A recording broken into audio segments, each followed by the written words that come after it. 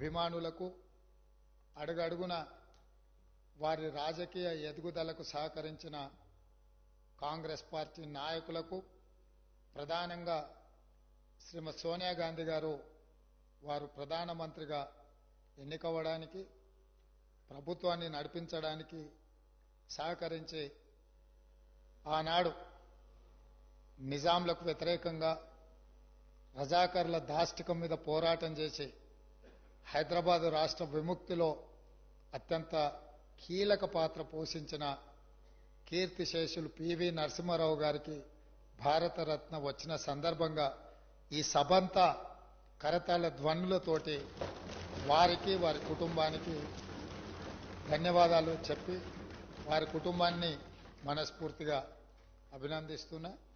ఇది మనందరికీ గర్వకారణం. ఈ సభ ద్వారా వారికి అభినందనలు తెలియజేస్తున్నా అధ్యక్ష.